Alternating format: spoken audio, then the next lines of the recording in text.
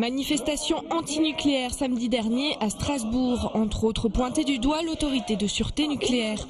L'ASN est une institution a priori indépendante, mais son pouvoir coercitif est largement remis en cause par les antinucléaires.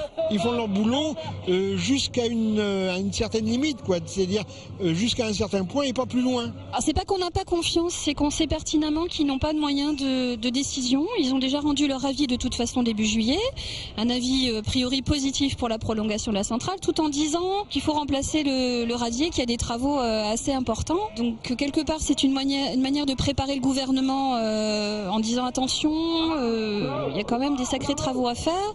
Donc ok, très bien, mais nous on sait très bien que derrière l'ASN n'a pas de pouvoir pour dire oui ou non, la centrale peut continuer son exploitation. C'est le gouvernement qui décide, un point c'est tout. Le gouvernement qui décide, ce n'est bien sûr pas l'avis de Florian Kraft, chef de la division strasbourgeoise de l'ASN. Ces 11 agents ont l'œil en permanence sur Fessenheim et si quelque chose venait à clocher, l'ASN aurait les moyens de fermer la centrale, arsenal législatif à l'appui. Il y a dans la loi TSN, donc c'est la loi pour la transparence et la sécurité nucléaire, donc qui date du 13 juin 2006, il y a des dispositions qui sont prévues, donc à l'article 29 notamment, il est dit que l'ASN peut, en cas de danger grave et imminent, suspendre le fonctionnement de l'installation sans demander l'avis au gouvernement. On ne saura même pas s'il est favorable ou défavorable, puisqu'on ne lui demandera même pas. Dans ce cas-là, le fonctionnement de l'installation peut être suspendu. Les antinucléaires ne cessent de demander la fermeture de la centrale jugée trop vétuste.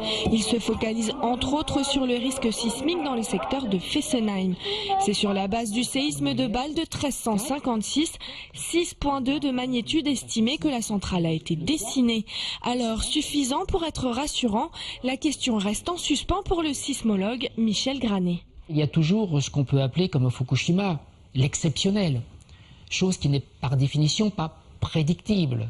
Et là, naturellement, le citoyen va dire, est-il raisonnable de construire ce type de bâtiment, ce type d'installation dans une région dont on sait effectivement que dans le passé, il y a eu des événements importants et que nous n'avons pas aujourd'hui une connaissance suffisante pour dire est-ce que les hypothèses que nous avons prises sont des hypothèses bien dimensionnées par rapport au risque potentiel qui est généré par ce type de construction.